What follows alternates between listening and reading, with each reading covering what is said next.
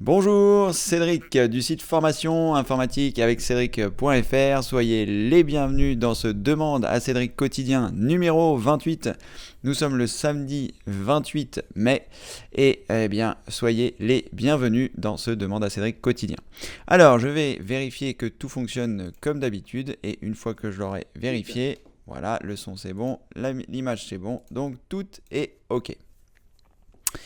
Donc je vais vous laisser le temps d'arriver et en attendant de vous laisser le temps d'arriver, je voulais vous parler de quelque chose que j'ai reçu il n'y a pas très longtemps. Je vais vous montrer ça tout de suite. Ça se trouve dans mon dossier spam directement dans mon Google. Et ça s'appelle du phishing ou encore de l'hameçonnage. Alors, qu'est-ce que c'est le phishing ou l'hameçonnage ? Eh bien, c'est tout simplement un tiers des personnes malveillantes qui souhaitent se faire passer pour quelqu'un d'autre. Et là, vous voyez ici, impôt.gouv.fr remboursement, ça c'est typiquement du phishing. Donc, il faut que vous soyez vigilant. Le phishing, c'est également ce que l'on appelle en français l'hameçonnage. Et c'est des tiers malveillants qui tentent de récupérer vos informations. Donc comment ça se présente ? Vous voyez le mail qui se trouve ici et là ce sont les impôts, enfin c'est un tiers qui veut se faire passer pour les impôts et si vous n'êtes pas vigilant et si vous êtes un petit peu trop crédule, voilà à quoi ça peut ressembler. Donc vous avez le mail bonjour qui est très simple, avis de remboursement de vos impôts d'un montant de 190,40 €. Pour résoudre le problème, veuillez cliquer sur le lien ci-dessous, nous vous remercions de votre confiance, voilà ce courriel vous a été envoyé. Voilà. Donc en fait, leur objectif, c'est de vous faire cliquer sur le formulaire qui se trouve ici. Alors évidemment, Google a fait son travail avec le filtre anti-spam et a détecté que c'était certainement du phishing ou un spam ou quel que soit ce que c'était. Et du coup, il est classé directement dans les spams. Donc en théorie, je n'aurais pas dû le voir. Cependant, comme je regarde de temps en temps ce qui est rangé dans les spams, je l'ai vu et je me suis dit que c'était une bonne opportunité de vous montrer à quoi pouvait ressembler le phishing. Donc surtout, ne cliquez pas sur les liens qui se trouvent dans ces mails, dans ce type de mail. Et puis, soyez toujours vigilants lorsque vous recevez des mails qui paraissent trop beaux. Sachez que si, par exemple, vous aviez un avis de remboursement des impôts, soit vous recevriez un courrier, soit vous auriez éventuellement la possibilité de les appeler pour vérifier l'information. Voilà, pour ne pas avoir à cliquer ici et à donner vos coordonnées parce que je suppose que le formulaire vous dit qu'il va vous rembourser des sous et qu'il a besoin de vos coordonnées bancaires. Donc je sais que la plupart d'entre vous passeront à côté de cette menace parce que voilà, tout le monde se dira je sais faire, mais sachez que si les gens continuent de le faire, c'est tout simplement parce qu'il y a des gens qui continuent de cliquer sur ces formulaires. Voilà, donc la première info que je voulais vous donner, c'est celle-ci, c'est faites très attention quand vous ouvrez vos mails. Enfin, pas quand vous ouvrez vos mails, mais quand il y a des mails un petit peu suspects comme ceux-là. Ce que vous pouvez également faire, là je n'ai pas pu vous le montrer ici, parce que comme il est classé dans les spams, lorsque je survole le lien, il est désactivé. Mais si toutefois ce mail n'arrive pas dans les spams et que vous le voyez, vous pouvez survoler le lien qui se trouve là et vous verrez que ce n'est pas du tout une adresse légitime en bas à gauche de votre écran de navigateur. Voilà. Pardon.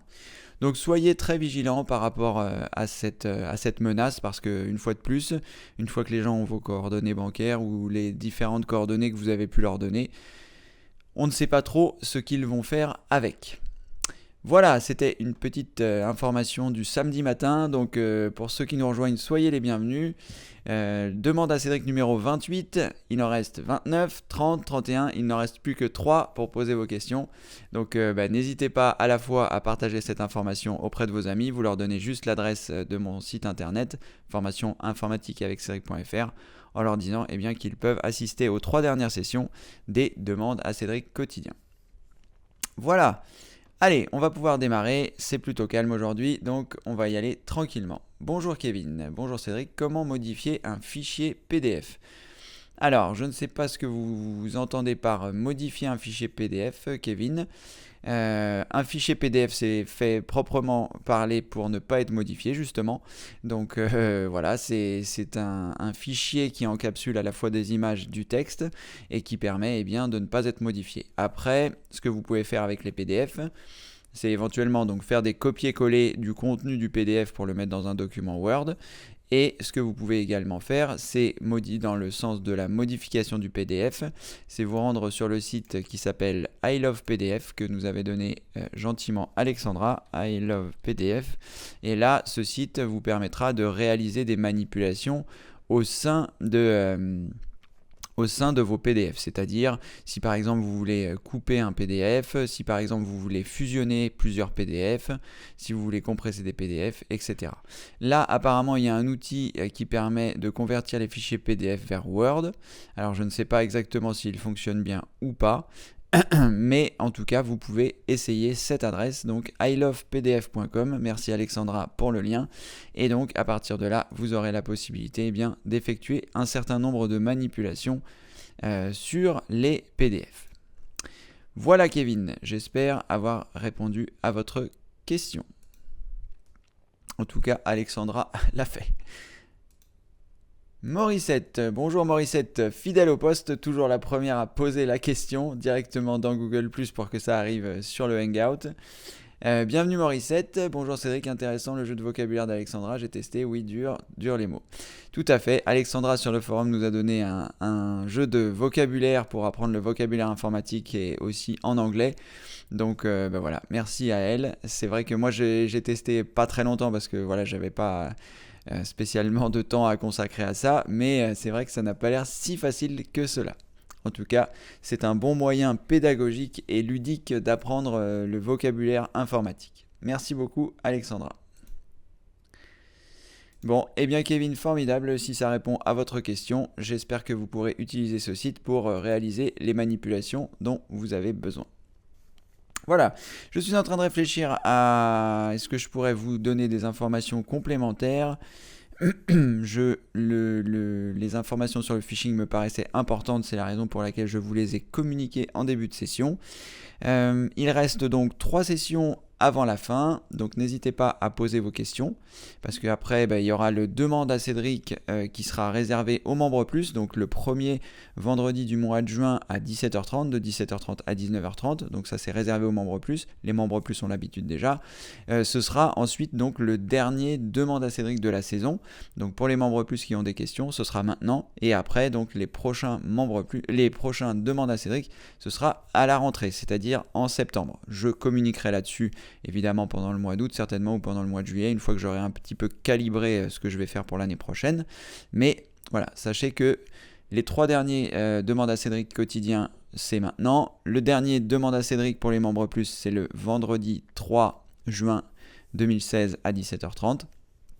Et après, eh bien, on se reverra à la rentrée. Allez, les questions commencent à arriver.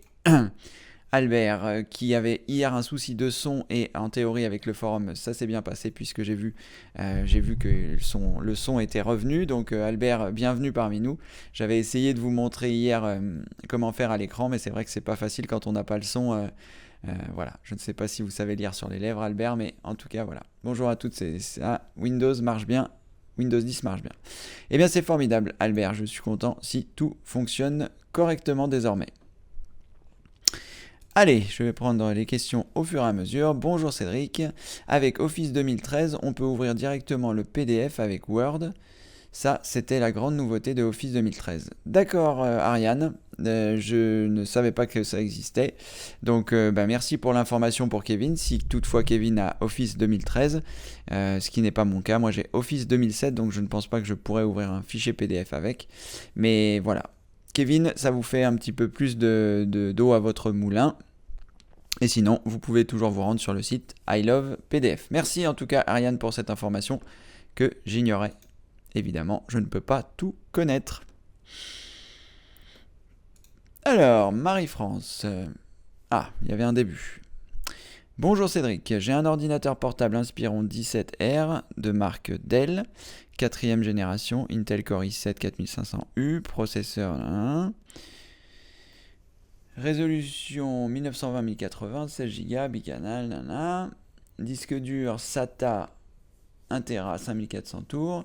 Équipé d'un disque, d'accord. Équipé de Windows 8 préinstallé, d'accord. Je passe à Windows 10 depuis quelques mois. Comment faire pour revenir à l'installation d'usine? Merci par avance de votre réponse. Alors, Marie-France, donc votre question qui est arrivée en 2 morceaux. Je vais laisser ce morceau-là qui est le morceau le plus... voilà, là où il y a la question. Comment faire pour revenir à l'installation d'usine? Merci par avance. Alors, donc Marie-France, si vous n'êtes pas satisfaite de Windows 10, en faisant la mise à jour, vous aviez 30 jours pour revenir en arrière. Si ça fait plus que 30 jours, et que... alors, ça dépend comment s'est passée l'installation de Windows 10. Je ne pense pas, comme c'était une mise à jour, en théorie, je ne pense pas qu'il y ait... je ne pense pas que Windows ait effacé les partitions de votre disque dur. Je n'en sais rien. Cependant, si toutefois... je suis en train de réfléchir. Donc si toutefois il n'a pas effacé les partitions, il faut que vous vous rendiez sur le site de Dell pour voir comment faire une restauration d'usine, si toutefois c'est prévu. Ce qui n'est pas 100% sûr, tous les constructeurs ne le font pas. Donc on va pouvoir éventuellement regarder. Donc vous avez un... Je vais essayer de retrouver votre poste initial. Dell Inspiron 17R. Alors, restauration usine Dell Inspiron. Voilà, on va déjà commencer par là. Alors, sur le site, comment ça marche? Qu'est-ce qu'il nous raconte? Oula, pour Windows XP, pour Windows 7, et il n'y a pas pour Windows 8. Alors, démarrer l'ordinateur, épisode...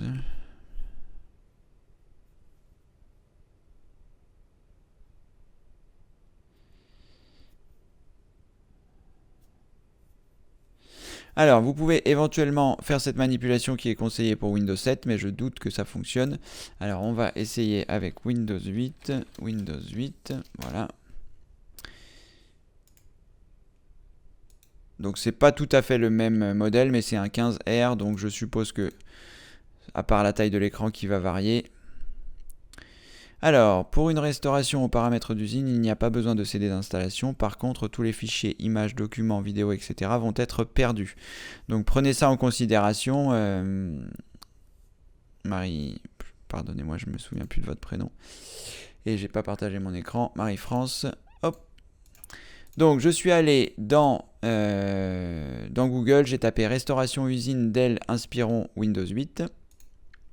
Et à partir de là, le premier lien qui est ici.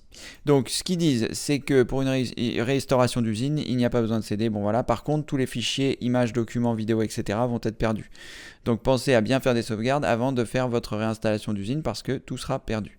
Inutile de rappeler d'effectuer une sauvegarde. Bon, voilà. Alors, si compte plus F11 ne fonctionne pas, va au démarrage en tapotant sur F8, apparition du logo loin, je vais repérer. Puis sur l'assistant. Donc vous pouvez voir ici dans un premier temps la réponse qui a été donnée. Donc de faire, je ne sais pas ce que veut dire compte plus F11. Alors peut-être est-ce que c'est la touche CTRL plus F11. Je ne sais pas. En tout cas, sinon vous pouvez appuyer sur la touche F8, choisir l'option réparer. Et puis il y a l'assistant qui devrait apparaître. Voilà, si toutefois votre restauration d'usine ne fonctionne pas, c'est-à-dire si vous ne trouvez pas les manipulations pour la réaliser ou si la partition a été détruite lors de la mise à jour vers Windows 10, que je pense pas, mais bon, on ne sait jamais, eh bien dans ce cas-là, vous aurez la possibilité de faire une réinstallation complète de votre Windows 8.1, mais là, ce sera un petit peu différent d'une restauration d'usine. Il faut avoir le CD que vous pouvez vous procurer, je ne sais plus sur quel site, mais vous devriez le trouver facilement sur internet. ISO Windows 8. Alors voilà, sur le site de Microsoft, est-ce que ça va être là? Download ISO Microsoft Windows 8. Ce qui est bien, c'est que désormais Microsoft met ses images à jour. Voilà, télécharger Windows 8.1. Donc vous cliquez ici télécharger un outil maintenant, il va vous télécharger l'outil en question et à partir de là, je pense que vous aurez la possibilité de télécharger l'ISO de Windows 8 pour pouvoir réinstaller Windows 8. Marie-France, si toutefois vous avez accès à la formation Windows 10, qui est donc réservée aux membres actifs et aux membres plus, vous aurez la possibilité de voir les manipulations, comment j'ai fait pour Windows 10, et ça vous permettra de faire la même chose pour Windows 8. Voilà Marie-France, j'espère que j'ai répondu à votre question suffisamment précisément. Merci d'avoir pris le temps d'écrire toutes les indications pour que ce soit plus simple pour moi pour vous expliquer. Voilà. En tout cas, vous pouvez réaliser ces manipulations. Si vous avez besoin d'un complément d'information, n'hésitez pas à me le dire.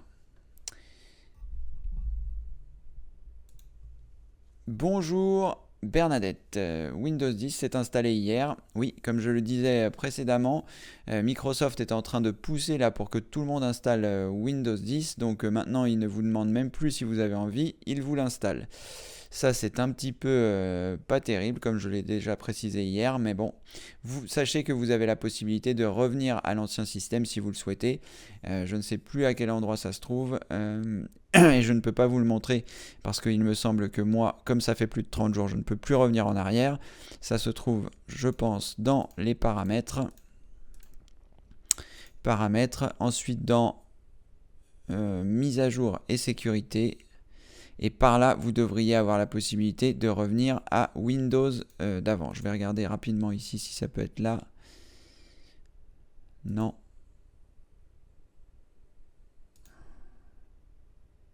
Non plus. Donc je pense que c'est dans mise à jour et sécurité que vous pourrez revenir en arrière si toutefois vous le souhaitez. Information système.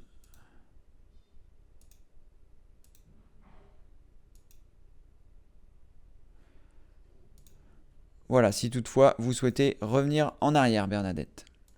Mais c'est vrai que je trouve que c'est pas terrible de la part de Microsoft de forcer comme ça l'installation à Windows 10 pour les personnes qui ne souhaiteraient pas. Pas terrible. Papy Mouzo, bonjour Papy Mouzo. Bonjour Cédric, j'ai un PC 64 bits, je l'utilise en Windows 10 32 bits. Puis-je avec VirtualBox mettre un Windows 64 bits? Merci de votre réponse et bonne journée. Alors, il n'y a pas grand intérêt à faire ça puisque le fait de faire une VirtualBox, c'est surtout pour tester un certain nombre de choses. Parce que la VirtualBox, ça n'est ni plus ni moins qu'une prise de ressources actuelles de votre ordinateur pour les attribuer à un PC virtuel en quelque sorte, un PC dans votre PC. Et auquel cas, vous n'aurez pas les performances, vous n'aurez pas ce qui va aller avec. Si vous êtes aujourd'hui en Windows 32 bits et que vous souhaitez passer en 64 bits, il faudra, je pense, faire une réinstallation. Voilà, ça c'est l'opération qu'il faut faire si vous souhaitez passer en 64 bits. Après, je ne suis pas sûr que vous voyez énormément de différence, sauf si vous avez plus de 4 Go de mémoire vive, auquel cas si vous avez plus de 4 Go de mémoire vive, ce serait intéressant d'installer la version 64 bits puisque la version 32 bits ne gère que jusqu'à 4 Go de mémoire vive. Donc si vous avez 8, 16 ou 32, eh bien ça peut être intéressant d'installer la version 64. Sinon, la version 32 fonctionne très bien. Je ne sais plus exactement quelles sont les différences entre la version 64 et la version 32 au-delà de la gestion de la mémoire vive. Mais voilà, il y a peut-être il y a une meilleure utilisation peut-être du processeur, sachant que toutes les applications ne savent pas tirer profit des multicorps des processeurs d'aujourd'hui. Donc voilà, est-ce que le jeu en vaut vraiment la chandelle de passer de 32 à 64 ? Voilà, éventuellement si vous avez de la mémoire et que vous avez envie de vous lancer dans l'expérience, sinon il serait peut-être plus intéressant de rester avec votre système 32 jusqu'à ce que votre PC ne fonctionne plus et lors d'une prochaine réinstallation, vous pourrez passer à la version 64 bits. Mais en tout cas, le fait d'installer une VirtualBox en 64 bits, ça n'aura pas grand intérêt puisque en fait d'ailleurs je ne pense pas que vous pourrez le faire puisque votre système est en 32 aujourd'hui, la VirtualBox qui va s'installer comme si vous aviez un système, je sais pas, là j'avoue que j'en sais rien, mais il n'y a pas vraiment d'intérêt. Voilà, Papy Mouzo. Et bienvenue parmi nous. Robert, Bonjour Robert, bonjour Cédric. Je n'arrive pas à glisser le petit icône de Google Traduction dans la barre des favoris. La fenêtre se déplace en entier. Merci. Alors Robert, si vous souhaitez que je réponde à votre question, il faudra me mettre quel navigateur vous utilisez puisque les manipulations sont différentes en fonction. Alors, les travaux sont de la partie. J'espère que ce ne sera pas trop gênant et que vous ne les entendrez pas trop.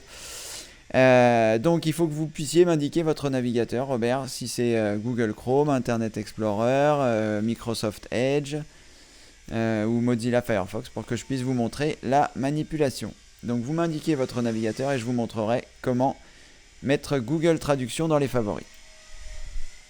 Désolé pour le bruit. C'est très pénible, mais bon, c'est comme ça. Bernadette. Alors, question partie trop vite. D'accord, mon imprimante n'est pas reconnue. Pas pu faire de sauvegarde. Je ne comprends pas que l'on me demande pas l'avis de la personne, mais bon, merci. Bon week-end. Bon voilà, eh bien écoutez Bernadette, vous avez la réponse à votre question, c'est que vous pouvez revenir en arrière. Si vous avez accès à en étant membre actif ou membre plus, que vous avez accès donc à la formation Windows 10, j'explique comment revenir en arrière. Donc vous vous connectez dans votre espace membre, ensuite vous identifiez si vous êtes membre mini, membre actif ou membre plus, sachant que la formation Windows 10 n'est disponible que pour les membres actifs et les membres plus, pas pour les membres mini. Et ensuite, à partir de là, une fois que vous avez ça, vous pourrez vous rendre donc dans la formation Windows 10. Et c'est la vidéo numéro, je crois que vous étiez sur Windows 7, donc c'est la vidéo numéro 43. Revenir à Windows 7 après la mise à jour de Windows 10. Voilà, vous pouvez cliquer ici et vous verrez comment réaliser les manipulations pour revenir à Windows 10. Parce que là, je ne peux plus vous le montrer puisque ça fait plus de 30 jours. Voilà Bernadette. Max. Bonjour Max, bonjour Cédric, Windows 7 professionnel 64 bits. Peut-on ajouter un deuxième écran, un PC, dans la carte graphique Intel HD Graphics 4400 et la prise de sortie DVI? Alors, tout à fait, je pense que vous pouvez gérer 2 moniteurs. Je ne sais pas si vous pouvez en gérer 3, mais je sais que vous pouvez en gérer 2. Donc, vous pouvez gérer 2 moniteurs. Il vous suffit de brancher le second moniteur directement sur l'autre prise. Donc je ne sais pas quelle est la première prise que vous utilisez. Est-ce que c'est un... Comment dire? On va quand même vérifier. J'ai un doute. Alors, Intel 4004 HD...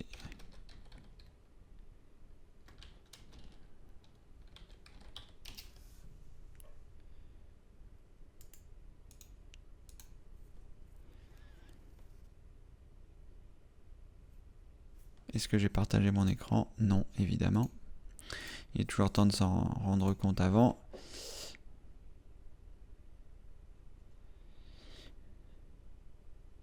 Voilà, donc la question est posée. Je me demandais si on pouvait, si la carte graphique pouvait supporter 2 moniteurs. Oui, ça marche bien. Il faut mettre donc un moniteur en HDMI et l'autre en DVI. Voilà, donc vous avez votre réponse. Vous pouvez brancher donc ces 2 moniteurs. Si vous êtes branché en VGA, je ne suis pas sûr que ça fonctionne. Il me semble qu'il y a un port VGA sur cette carte graphique. Donc 2 moniteurs, c'est sûr. 3 moniteurs, je pense pas.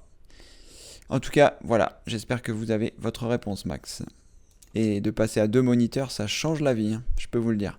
Quand je suis passé à 2 moniteurs, j'étais déjà très content. Et après, je suis passé sur 3 moniteurs parce que j'aimais pas avoir 2 moniteurs, je savais jamais sur lequel regarder. Et là, finalement, je vais repasser sur 2 moniteurs parce qu'il faut que j'allège ma configuration informatique. Donc voilà, je vais repasser sur 2 moniteurs, j'espère que ça va bien se passer.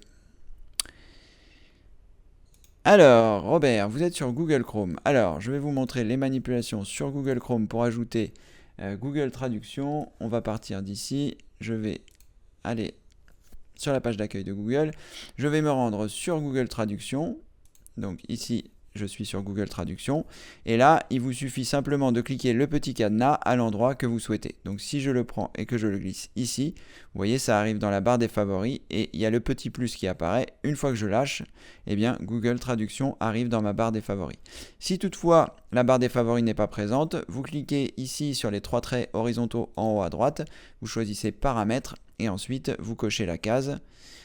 Toujours afficher la barre des favoris et votre barre des favoris va apparaître. Ce qui vous permettra ensuite de faire le cliquer glisser à l'endroit de votre choix. Et ensuite, une fois que vous l'avez cliqué glissé, vous pouvez évidemment le déplacer si vous le souhaitez, si vous préférez qu'il soit à cet endroit-là. Et si vous souhaitez le supprimer, vous faites un clic droit, vous choisissez supprimer. Voilà Robert. Je pense que vous avez la réponse à votre question. Solange, bonjour Cédric.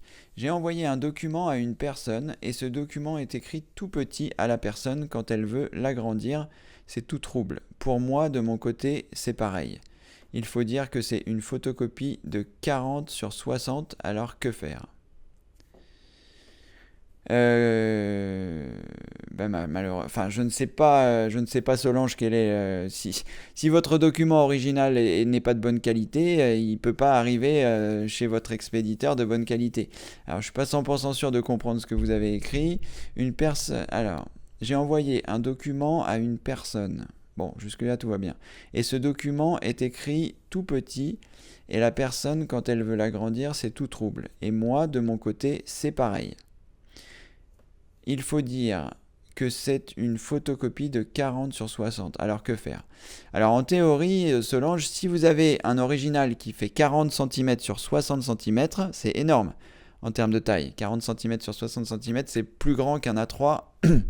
Donc c'est très très grand. Je ne sais pas si vous avez fourni les bonnes cotes. Si c'est 4 cm sur 6 cm, c'est tout petit par contre. Donc de toute façon, si votre document original n'est pas bon, il n'arrivera pas bon à l'arrivée, comme je le disais précédemment. Après, s'il est bon au départ et qu'il n'est pas bon à l'arrivée, le souci vient plutôt de la façon dont vous l'envoyez. Donc je ne sais pas quel logiciel de mail vous utilisez, je ne sais pas qu'est-ce que vous en avez fait. Est-ce que c'est un scan que vous avez réalisé depuis votre imprimante ? Est-ce que vous vous êtes pas trompé dans les paramètres du scan ? Voilà. En tout cas, à l'origine, sur votre ordinateur, si sur votre ordinateur il n'est pas bien, il ne peut pas arriver bien. Si il est bien sur votre ordinateur au départ et qu'il n'est pas bien à l'arrivée, il faut que vous regardiez la façon dont vous l'avez envoyé et vous pouvez éventuellement l'envoyer avec WeTransfer. Peut-être que le système de mail que vous utilisez l'a automatiquement réduit parce que votre image était trop grande. Si vous avez vraiment une image qui fait 40 cm sur 60, elle doit peser énormément de taille. Et ça, les gros fichiers ne passent pas par mail. Donc si vous souhaitez envoyer des gros fichiers, vous utilisez le service WeTransfer. J'en ai parlé dans les vidéos gratuites. Je vais vous montrer à quel endroit. Donc pour les personnes qui ne sont pas inscrites, vous n'hésitez pas à vous inscrire sur le site formation informatique avec Cédric.fr. Je pense essentiellement aux personnes qui pourraient regarder cette retransmission. Donc vous allez sur l'accueil du site formation informatique avec Cédric.fr. À partir de là, vous vous rendez dans le bandeau bleu qui se trouve ici. Vous choisissez, vous mettez votre prénom, votre adresse email, vous cliquez sur oui, je veux m'inscrire. Vous allez recevoir un lien, vous cliquez dessus, vous serez inscrit. Ensuite, je vous enverrai un lien pour accéder à votre espace membre. Et à partir de là, donc, vous pourrez accéder à toutes les vidéos gratuites et bien plus. Vous cliquez sur j'accède à ma formation. Et là, donc, je ne sais pas comment je vais faire pour le retrouver. Oui, transfert. Donc ça ne marche pas. Donc, envoyer.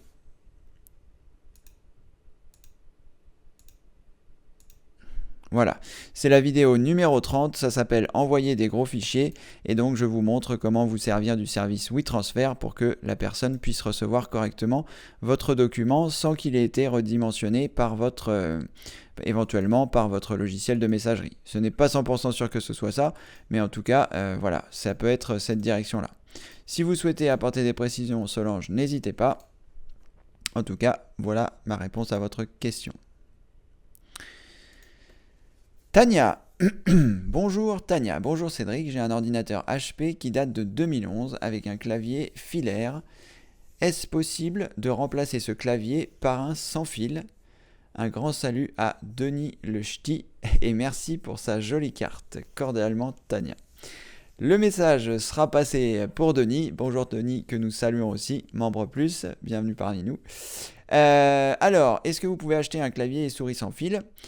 Dès lors où vous avez un port USB, Tania, vous pouvez acheter un clavier souris sans fil. Alors, on va regarder rapidement sur Amazon, juste pour que vous puissiez voir. Enfin, on n'a même peut-être même pas besoin. Enfin, si je vais vous montrer à quoi ça ressemble. Donc, clavier... non, c'est pas ça que je vais faire, c'est Amazon, voilà. Et pas Clamazon. Amazon. Ensuite, clavier. Alors, vous avez plusieurs solutions. Soit vous avez un clavier sans fil tout seul. Vous avez donc juste le clavier. Soit vous avez des choses genre clavier souris. Et auquel cas, vous avez les deux. Et là, par exemple, sur celui-ci, clavier souris sans fil. Je ne sais pas si on va voir... plus de détails, non pas vraiment.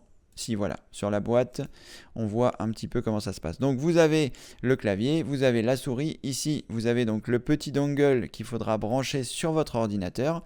Et grâce à ce petit dongle que vous allez brancher sur votre ordinateur, eh bien votre clavier et votre souris vont être reconnus. Alors, vous avez un ordinateur de 2011, donc je pense que vous avez au moins Windows 7 et il ne devrait pas y avoir de problème de reconnaissance du clavier. Voilà, sachez néanmoins que dans la boîte, vous devriez avoir le CD. Après, vous devez avoir en mémoire, moi c'est la raison pour laquelle j'ai abandonné le clavier et souris sans fil. Bon, c'est pas toujours vrai de tous les kits, mais ça a tendance à manger des piles. Et donc, au bout d'un moment, la souris ne marche plus, le clavier ne marche plus, il faut s'occuper de la logistique des piles. Et puis, voilà, il n'y a pas beaucoup voilà, c'est pas... Enfin, c'est pratique, hein. Et puis il y a des modèles où les piles durent très très longtemps. Mais si vous avez une utilisation intensive, ce qui est mon cas, j'avais l'impression de changer quand même relativement souvent les piles. Et ça m'ennuyait de me dire, ma souris marche moins bien parce que j'ai moins de piles, etc. Donc, bon voilà. Mais voilà le principe du fonctionnement. Vous ne m'avez pas dit, Tania, sur quel système d'exploitation vous êtes. Je suppose que vous avez au moins Windows 7. Donc il n'y aura pas de problème dès lors où vous avez un port USB de libre. Voilà.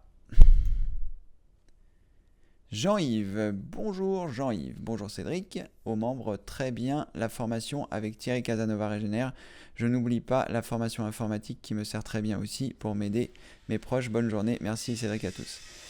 Alors oui, tout à fait Jean-Yves, j'avais partagé le jour de mon anniversaire en fin de session le site de Thierry Casanova, qui est donc le Cédric de la santé, où il vous apprend à devenir autonome et un grand nombre d'informations sur la santé. Moi j'ai trouvé ça vraiment très intéressant, très pertinent. Apprendre à connaître son corps, comprendre comment il fonctionne, c'est un petit peu l'objectif que je me suis fixé avec l'informatique, vous apprendre un peu à être autonome, voilà, et c'est son objectif à lui aussi. C'est vraiment, je trouve que c'est vraiment très intéressant. Ça fait très longtemps que je le suis, ça fait 2 ans et demi. J'ai regardé énormément de ses vidéos et son discours, voilà, et m'a vraiment parlé. Après, c'est en fonction de chacun, on est réceptif ou pas à ce qu'il raconte. Mais en tout cas, je trouve que c'est une bonne façon de devenir indépendant et autonome par rapport à la santé, plutôt que de se... Je dis pas qu'il faut jamais aller voir le médecin, je dis pas, voilà, si on a des soucis, c'est rassurant d'y aller, mais en tout cas, voilà, ça permet de comprendre comment fonctionne le corps humain et éventuellement de résoudre ses problèmes par soi-même, comme avec l'informatique. Soit on va voir un informaticien et on est livré donc à sa bonne connaissance, soit on va voir le médecin. Mais voilà, c'est un peu pareil, on est livré à sa bonne connaissance et à son ouverture d'esprit. Est-ce qu'il est capable de connaître des techniques parallèles, de parler de l'alimentation parce que ça fait partie d'un tout. Et c'est ce que j'aime bien chez Thierry. Voilà Jean-Yves, content que ce lien vous ait servi. Moi je regarde souvent ces vidéos, j'ai regardé la dernière là hier, très intéressant. Pierre, bonjour Cédric. Dans une de vos vidéos précédentes, je vous ai entendu dire que vous allez vous consacrer qu'aux membres plus. Quoi de des gens qui ne sont pas membres comme moi? Eh bien, comme je le disais dans la vidéo précédente, enfin dans une vidéo, À partir de la rentrée, je vais me concentrer donc sur les membres plus, enfin sur les personnes qui ont souscrit un abonnement. Ça veut dire que je ne ferai plus de vidéos gratuites. Donc là, aujourd'hui, il y a 90 vidéos gratuites, il y a le cours thématique sur Gmail, il y a la formation sur Picasa. Ça, j'ai fait 125 vidéos au total pour m'occuper des gens. Maintenant, je vais m'occuper de moi parce qu'il faut que j'en vive maintenant. Donc, je vais me focaliser sur les membres plus, faire continuer les formations pour les gens qui sont membres actifs, continuer les vidéos pour les gens qui sont les vidéos outils pour les gens qui sont membres mini. Et voilà, donc ça, ce sera le programme de l'année prochaine. Voilà, c'est à peu près tout dans les grandes lignes. Voilà. Peut-être il y aura d'autres sessions, peut-être je referai des vidéos gratuites, ça va dépendre. Pour l'instant, c'est pas au programme, je vais me concentrer donc sur les personnes. Il faut que je développe mon activité pour pouvoir en vivre aujourd'hui, c'est un peu compliqué. Donc voilà, je vais me concentrer, je vais concentrer mes efforts et mon temps sur les personnes qui ont participé financièrement. Voilà Pierre, voilà la réponse. Solange, alors c'est une photocopie que j'ai prise avec mon APN, très malin, et mise sur PC. Merci de la réponse. Je vais regarder la vidéo 30. Cordialement Solange. Alors, Solange, juste, vous n'êtes pas obligé de répondre à la question que je vais vous poser, mais est-ce que sur votre ordinateur, c'est impeccable? Si sur votre ordinateur, c'est impeccable, dans ce cas-là, utilisez le service WeTransfer pour l'envoyer à votre ami. Et si ça n'est pas impeccable, à ce moment-là, vous pourrez à nouveau reprendre votre photocopie. Pensez avec votre APN, parce que c'est une très bonne idée pour les gens qui n'ont pas de scanner. Aujourd'hui, les APN sont les appareils photo numériques ou les téléphones sont de tellement bonne qualité que vous pouvez prendre en photo ce que vous souhaitez envoyer et ça vous fait comme un scanner. Si vous n'avez pas d'imprimante avec un scanner ou si vous n'avez pas d'imprimante tout court, vous avez cette possibilité-là qui est très maligne. C'est un ami à moi qui m'a donné le truc, j'y avais jamais pensé et c'est vraiment sympa. Donc à partir du moment où c'est de bonne qualité sur votre ordinateur, avec le service WeTransfer, ce sera bon pour votre ami. Voilà. Alors, Mathilde. Bonjour Cédric, c'est quoi un serveur proxy? Alors, un serveur proxy, c'est un serveur... qui en fait, c'est une sorte de comment dire, comment vous expliquer simplement. C'est un petit peu confus pour moi, c'est pour ça que c'est un peu compliqué. Si vous voulez, c'est un serveur qui va servir d'intermédiaire entre vous et Internet. Donc vous avez votre ordinateur qui est ici, vous avez le serveur proxy qui est ici, et ensuite vous avez Internet. Donc ce serveur proxy va vous autoriser ou non à accéder à certains sites, va éventuellement mettre pour vous en mémoire un certain nombre de choses pour que ce soit plus rapide pour vous d'accéder à certains sites ou à certaines choses auxquelles vous avez droit. Et donc ce serveur proxy va vous permettre, c'est surtout utilisé en entreprise. Et ça permet donc aux administrateurs réseau de mettre des barrières pour certaines zones, pour que certaines personnes ne puissent pas aller sur Facebook par exemple, pour que certaines personnes ne puissent pas aller, en fonction des politiques de la société en question.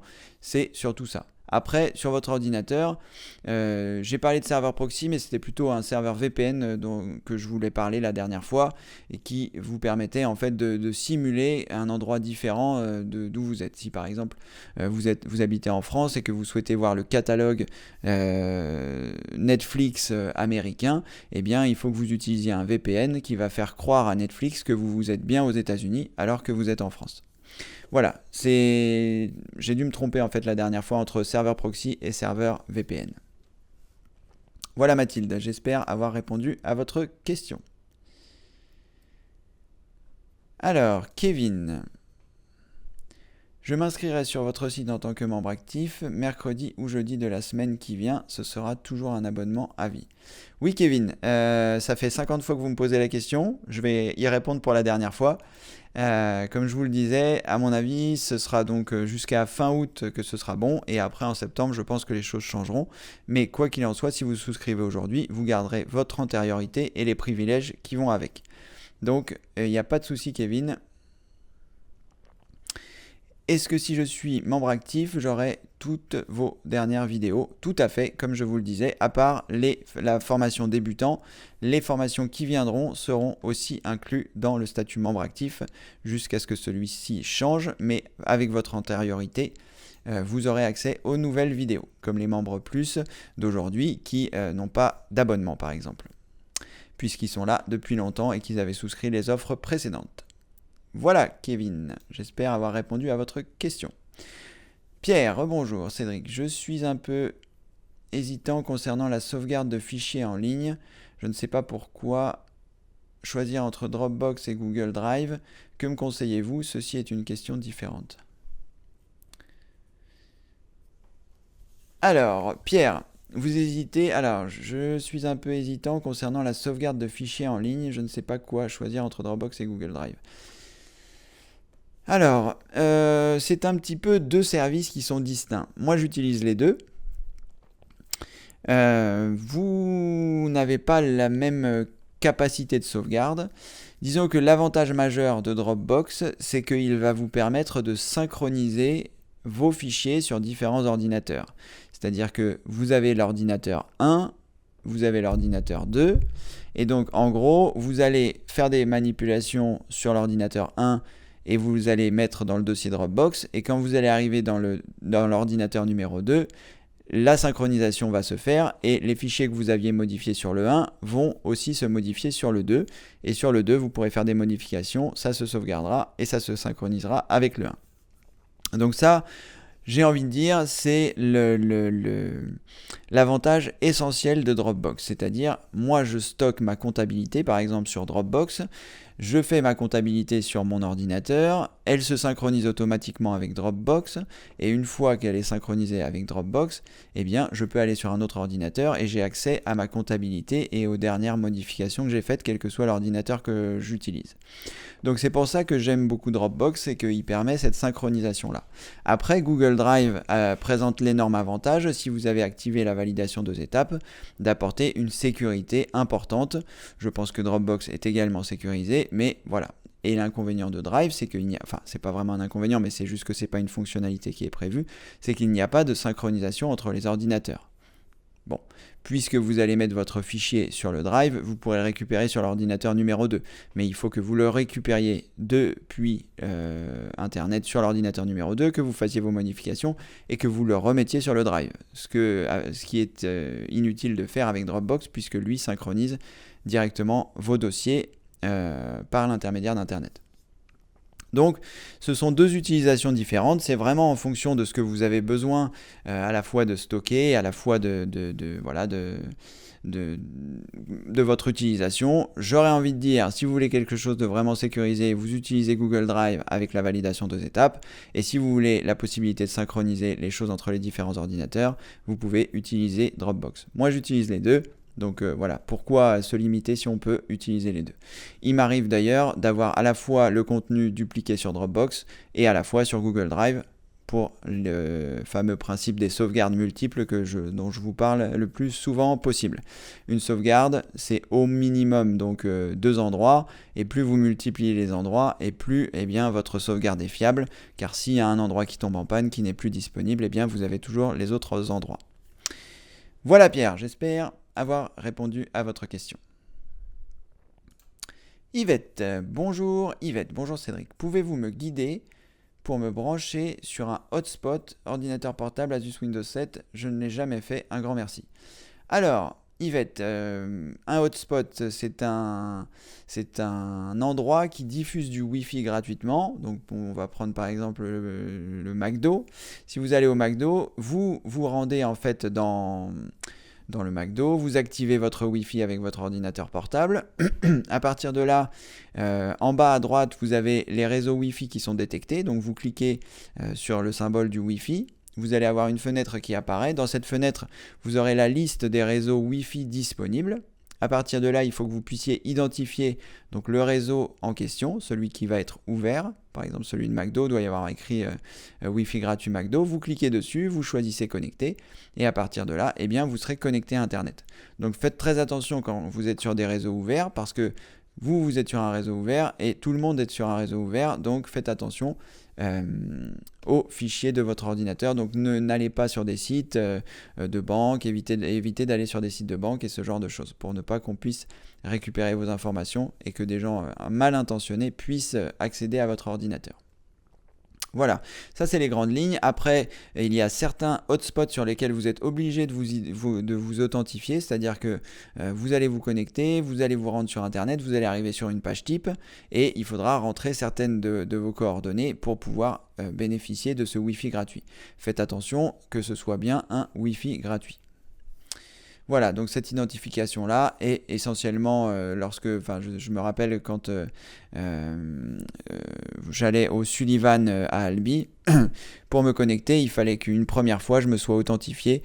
C'est tout simplement pour que, comme il y a beaucoup d'utilisateurs qui se connectent et que la personne responsable de sa connexion c'est celle qui la paye, là ça permettait de savoir qui s'était connecté, sur quel site, à quelle heure, pour voilà, s'il y avait le moindre problème, qu'ils puissent fournir les fichiers à la justice.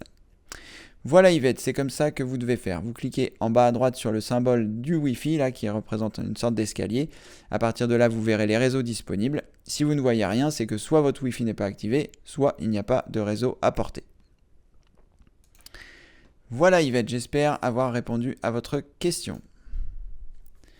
Michel, bonjour Cédric. Quand j'ai envoyé un mail par Gmail,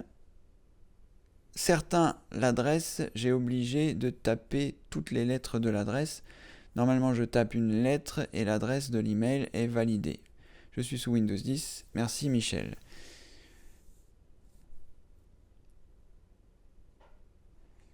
Alors, ça, Michel, c'est si vous avez les contacts dans votre... si la personne est dans vos contacts, dès l'heure où vous allez commencer à taper l'adresse, en théorie... je ne sais pas si je vais pouvoir vous montrer. Enfin bon, je ne sais pas.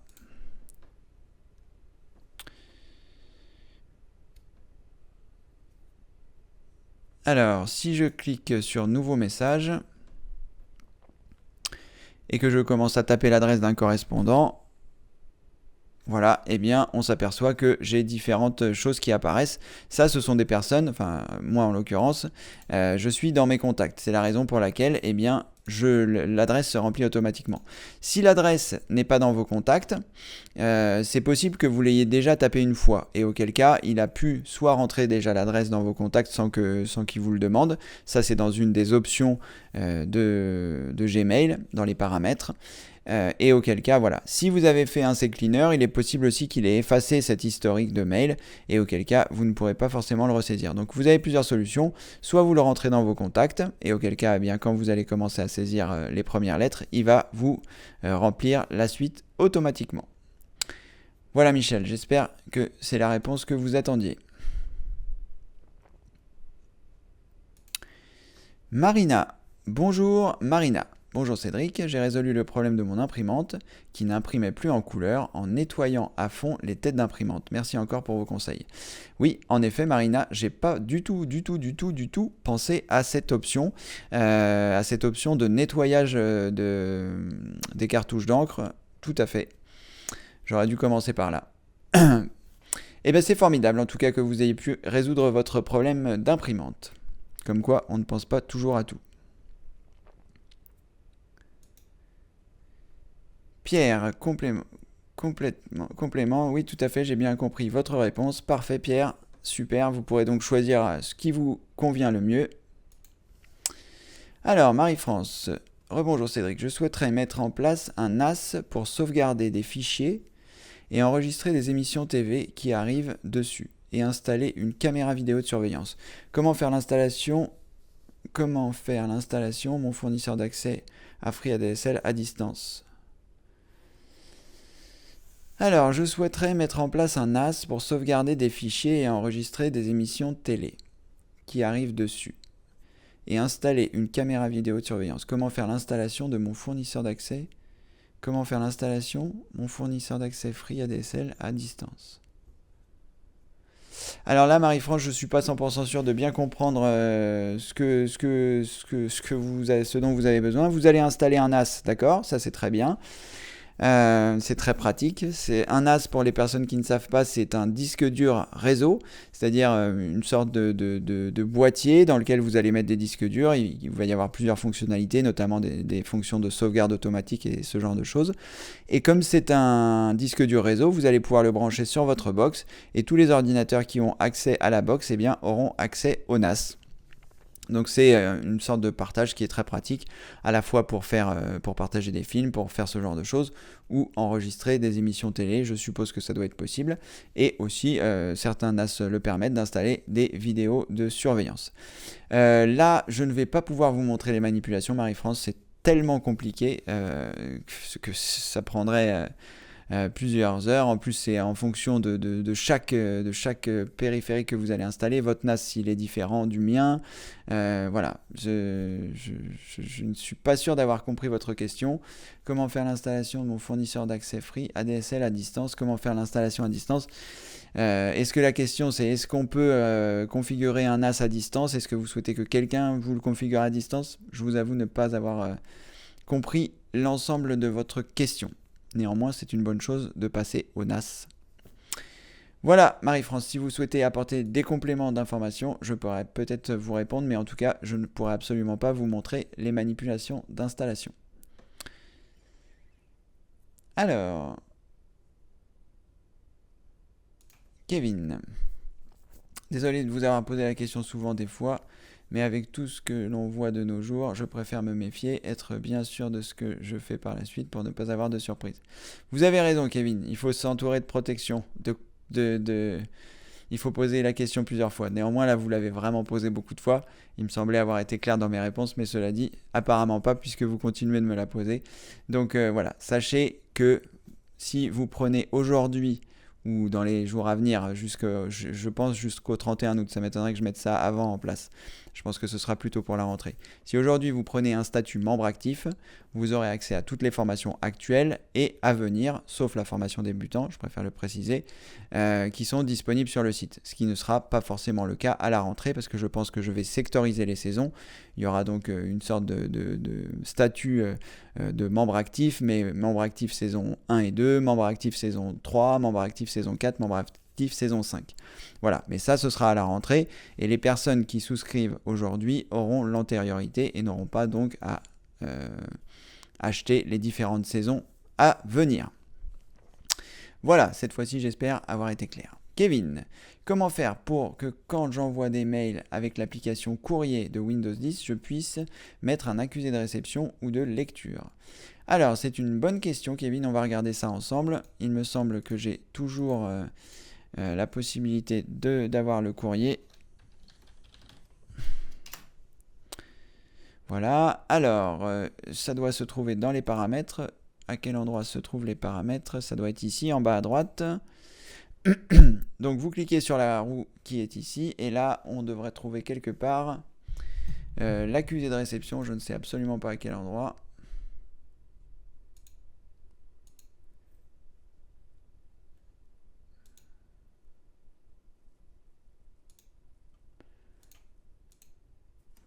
Alors, lecture, ouvrir automatiquement les éléments suivants, navigation du clavier, contenu externe.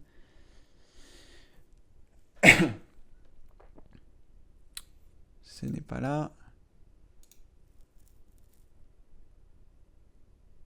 Ce n'est pas là non plus.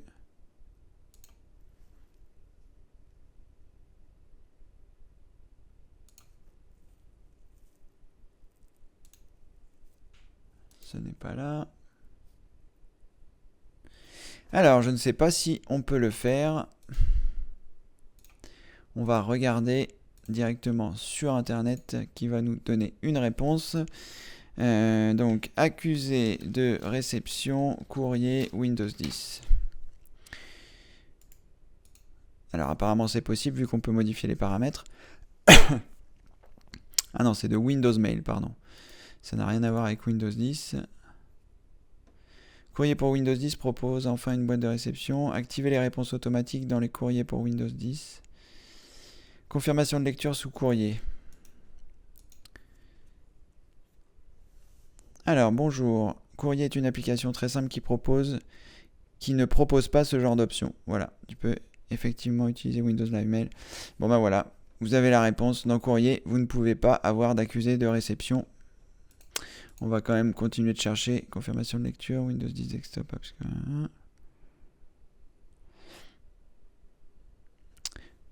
Mais je pense que c'est ça, à moins que, comme j'ai une adresse free, peut-être que c'est le souci parce que je n'avais pas de possibilité de mettre dans les spams, alors qu'avec une adresse Hotmail, on avait la possibilité. Donc peut-être que si vous avez une adresse Hotmail de type Outlook, Live, Hotmail, ce genre de choses, peut-être que vous avez la possibilité de le faire, mais là en tout cas, l'option n'est pas disponible avec une adresse free par exemple. Donc comme le disait la personne, Courrier est une application simple, c'est aussi pour ça que je n'aime pas trop l'utiliser. Moi j'utilise plutôt le webmail de Gmail. Mais vous pouvez, si vous souhaitez avoir un accusé de réception, par exemple, prendre l'application Windows Live Mail, qui donc remplacera votre application Courrier et qui vous permettra d'avoir des accusés de réception, ça c'est sûr.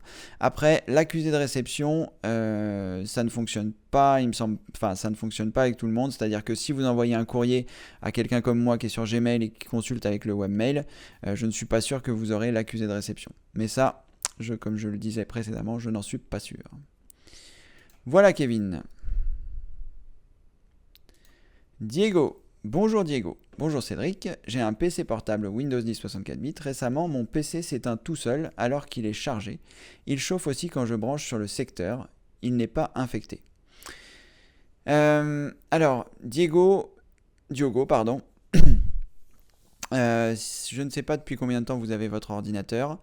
Mais alors, je ne pense pas que je vais être en mesure de retrouver la photo en question. Je vais quand même essayer de chercher. Je partagerai mon écran si toutefois je réussis à la retrouver. Alors, à quel endroit je pourrais avoir rangé ça? Enfin, je vais plutôt trouver une photo sur internet, ça ira plus vite.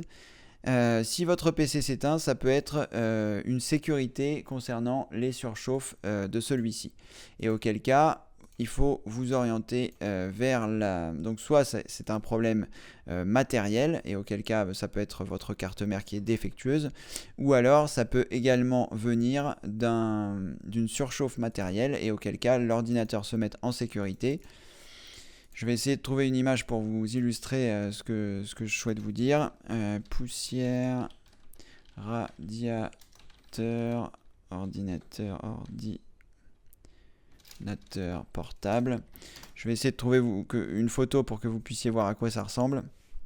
Et là, eh bien, ça peut éventuellement vouloir dire qu'il faut démonter l'ordinateur.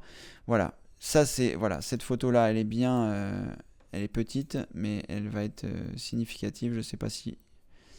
Alors, afficher l'image. Bon, elle n'est pas très grande, mais malgré tout, voilà.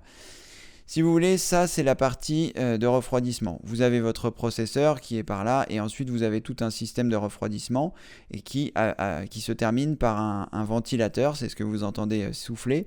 Et ça pousse l'air vers l'extérieur. C'est pour ça que sur les buses, il y a de l'air, sur les buses prévues à cet effet, il y a de l'air chaud qui sort. Et auquel cas, vous voyez, de temps en temps, quand ça fait longtemps que vous utilisez votre ordinateur, enfin depuis longtemps que vous l'utilisez, si vous avez des animaux domestiques, s'il y a de la poussière, eh bien il y a cette couche qui se forme devant, et auquel cas, eh bien l'air chaud ne peut plus suffisamment sortir. Et vous voyez, c'est ce système-là. Vous le verrez un petit peu plus en détail.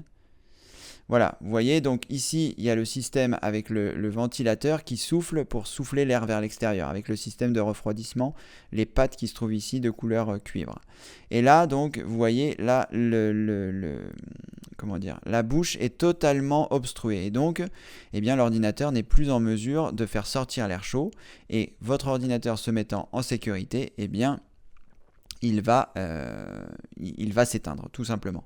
Donc ça peut être une première cause de la raison pour laquelle votre ordinateur s'éteint, et auquel cas, eh bien, il faudra ouvrir l'ordinateur, et en fonction des modèles, c'est plus ou moins facile. Pour vous dire, moi, je sais que sur les portables MSI, c'est plus ou moins accessible, donc ça peut prendre, on va dire 10 minutes, un quart d'heure. J'ai eu à démonter l'ordinateur d'une cliente, je ne sais plus quelle marque c'était, je crois que c'est un Packard Bell.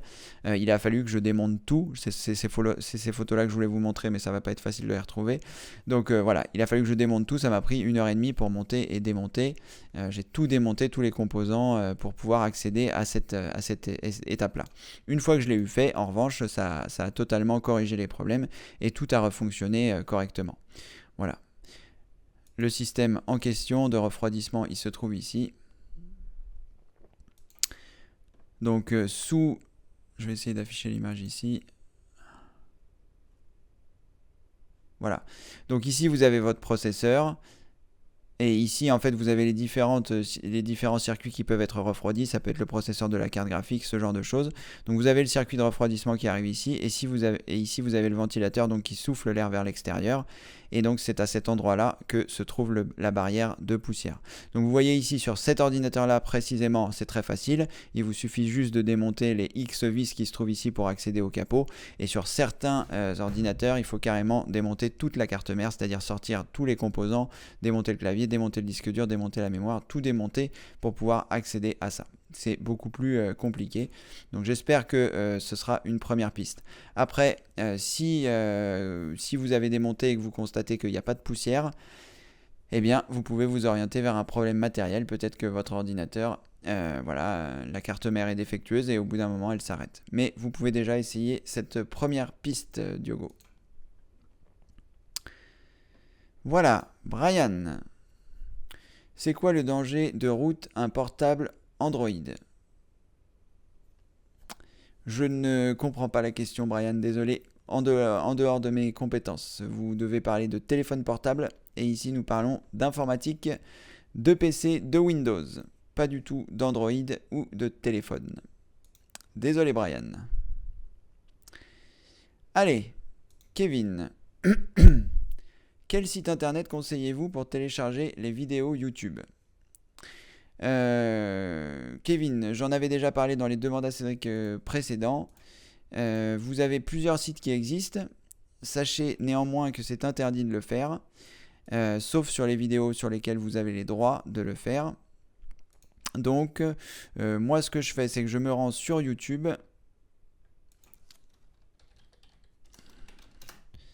Une fois que je suis sur YouTube, je regarde une de mes vidéos, puisque j'ai le droit de télécharger mes vidéos, ce qui n'est pas votre cas. Et une fois que vous êtes sur la vidéo, vous tapez ici,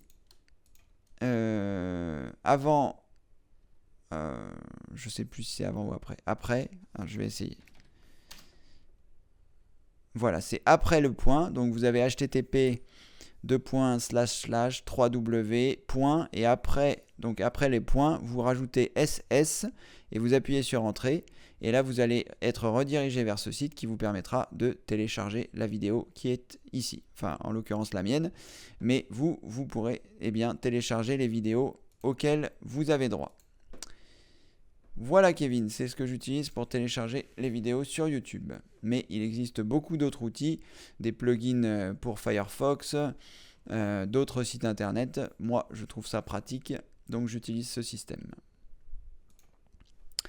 Voilà. Je vais répondre aux dernières questions qui sont ici. Merci de ne plus en poser parce qu'il va bientôt être midi et que j'ai faim. Voilà. Alors, Marie, bonjour Cédric, bon anniversaire. Je voulais vous poser une question. J'ai, selon vos conseils, Captivity pour enregistrer des émissions, mais certaines chaînes comme KTO n'y sont pas. Peut-on, comme avec une téléenregistreur en direct sur un ordinateur? C'est une bonne question, Marie. Ça doit exister des logiciels qui vous permettent d'enregistrer les émissions que vous regardez. J'en ai pas forcément en tête. Vous pouvez installer ADSL TV, dont j'ai parlé il y a quelques demandes à Cédric de Slash. Je ne saurais pas vous dire précisément à quel moment. Vous pourrez regarder dans les retranscriptions, voir si vous retrouvez... C'était une question qui concernait regarder la télé Orange avec VLC. Voilà, ça c'est la question. Comme ça, vous pourrez faire une recherche sur la question depuis les retranscriptions. Et j'expliquais comment installer ADSL TV. Et je pense que par l'intermédiaire d'ADSL TV, vous pourrez avoir le bouton enregistrement. Donc, ça enregistrera le fichier sur votre ordinateur. Et je pense que voilà, vous pourrez accéder à la chaîne KTO si votre bouquet le permet depuis ADSL TV. Voilà, je vous redirige vers cette vidéo, Marie, parce que je ne vais pas refaire l'explication maintenant. Vous pouvez directement la regarder. Est-ce que j'ai encore ADSL TV d'installer? Si j'ai encore ADSL TV d'installer, on va pouvoir voir si je peux regarder si la fonction d'enregistrement est disponible. Vous avez de la chance, il est encore installé.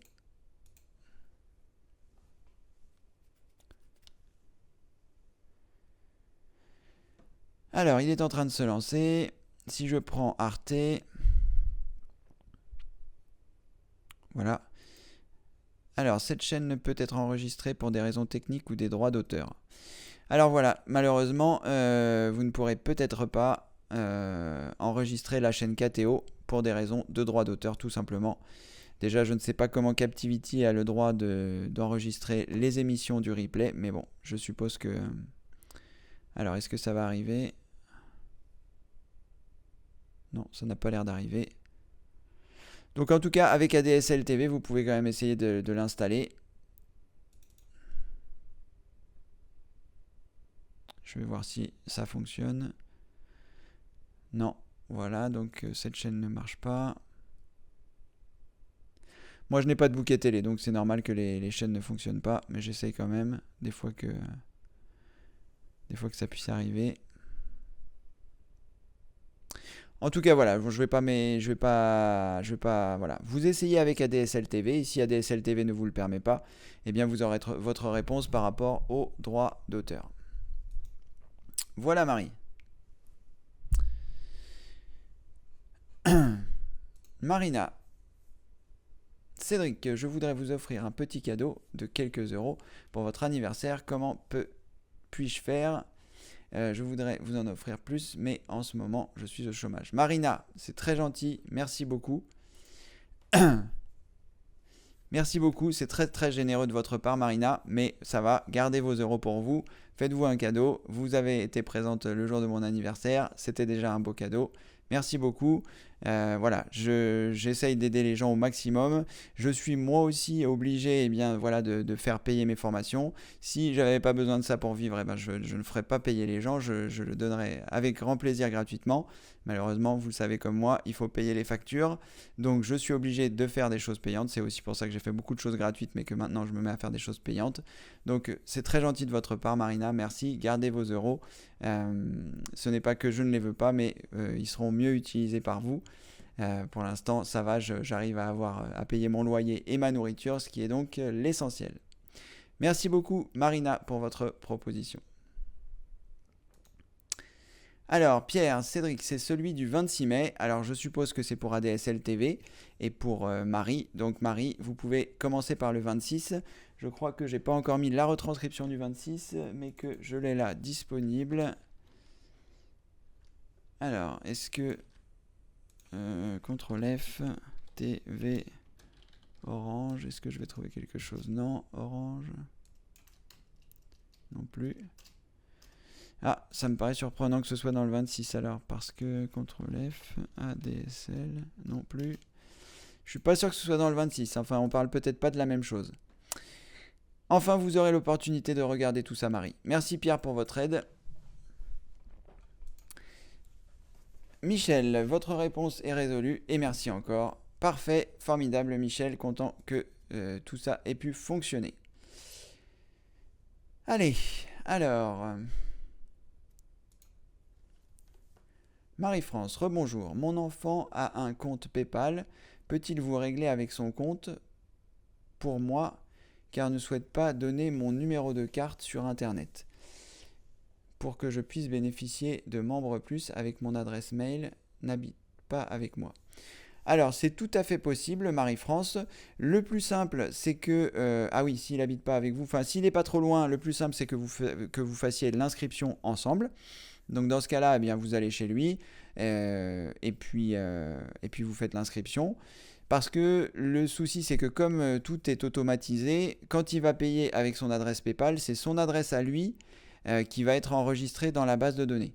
Donc, à partir du moment où il aura fait votre inscription, ce que vous allez faire, c'est que vous allez m'envoyer un, un mail en m'indiquant son adresse email à lui et la vôtre, en me disant voilà, j'ai souscrit comme membre plus, ou comme membre actif, ou comme membre mini.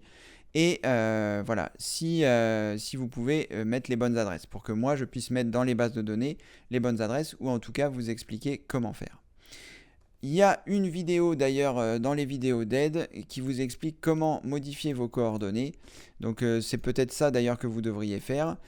Il s'occupe du règlement. Une fois que le règlement a été fait, il va pouvoir s'enregistrer. Donc il s'enregistre avec votre prénom, votre nom. Et vous, après, vous pourrez donc vous rendre dans votre espace membre, aller dans la rubrique d'aide et choisir aide à l'utilisation du site. Et à cet endroit-là, vous modifiez, voilà, c'est la dernière vidéo, modifiez vos coordonnées de contact email. Et à cet endroit-là, je vous explique comment modifier à chaque endroit de la procédure les emails. Voilà, Marie-France, je pense que ce sera le plus simple pour le faire. Si vous rencontrez des difficultés après votre souscription, vous n'hésitez pas, vous m'envoyez un mail. Il y a un formulaire de contact au sein de l'espace membre et ça vous permettra voilà, de m'envoyer, voir si tout s'est bien passé ou si vous rencontrez des difficultés. Je prendrai le temps qu'il faut pour que la situation se régularise. Voilà Marie-France. Alors, je voulais dire, la distance de ma ligne se trouve à 1111 mètres avec Free ADSL et mon domicile et merci pour votre réponse. D'accord, donc en fait, il n'y a pas de souci.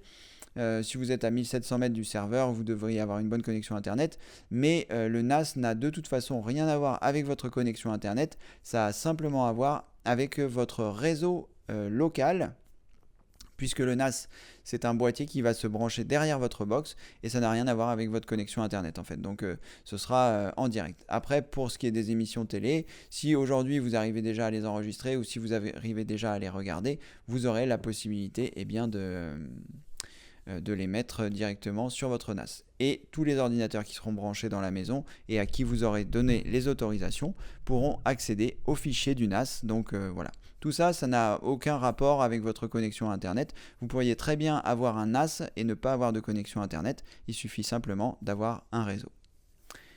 Voilà Marie-France. Brian, désolé de ne pas avoir pu vous aider par rapport à votre Android. Voilà, il est midi 6, on va s'arrêter là pour aujourd'hui. Catherine de midi 6 ne sera pas avec nous. En tout cas, moi je serai avec vous demain, dimanche 29, pour le jour de la fête des mères. Et eh bien, ce sera l'avant-avant-dernier Demande à Cédric quotidien. Donc n'oubliez pas eh bien, d'en parler autour de vous parce qu'après, ce sera un petit peu terminé. Et puis, je vous dis évidemment à demain. Bonne fin de journée. Merci. Au revoir.